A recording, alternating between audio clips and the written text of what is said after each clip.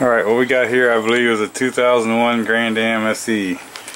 What we're going to do is the strut tower mounts right here. This bearing's bad on both sides. He says when he turns the wheel it'll turn, but it sticks in that spot, doesn't want to return. And these struts weren't put on that long ago, and I guess the guy that put the struts on or did the alignment one told him the bearings were bad, and the guys bought new bearings, so that's what we're going to do here. We're going to put new bearings in. So we're going to have to loosen these two bolts up and take them out, and there's 3 in the top to take out. Then we'll put our compressor on it. Now what I like to do, which they're not all like that anymore, but a lot of these used to have eccentric bolts, which these have a nut. I believe these might be eccentric. I like to mark the housing where it goes and also the bolt locations, just so that I can put it back very close to where it's at without having to reline the car. But this is what we're going to get started on today. Okay, we've taken the 3 bolts out up there and the 2 bolts out here, and that lets us have our strut. Now if you'll notice on the bottom of these struts, see how the bottom hole is oblonged?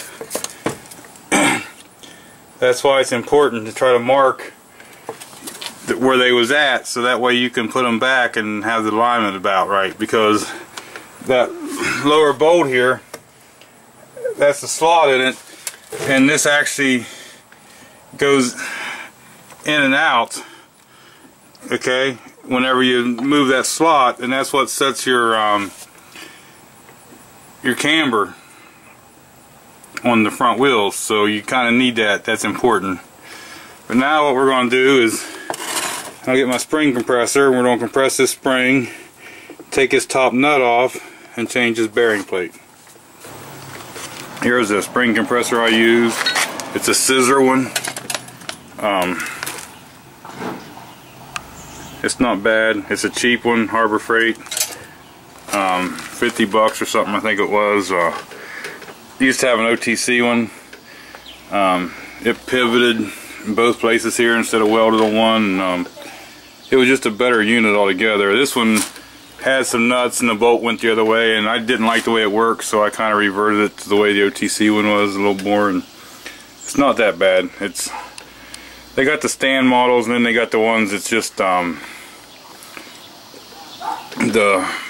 threaded rods with the hooks on them, and I like this one better. I got the threaded rods and hooks too. We used to have a stand model, but no one really used it much, so this is one of my preferred methods of doing it with a scissor. Okay, I don't know how much of this you'll be able to see, but it's back in there. I got these back where they was, as close as I could get them, and tighten them down. I got these in and tight. So all that's left to do now is put the wheel on. I won't film the other side, just it's the exact same thing. That's pretty much it.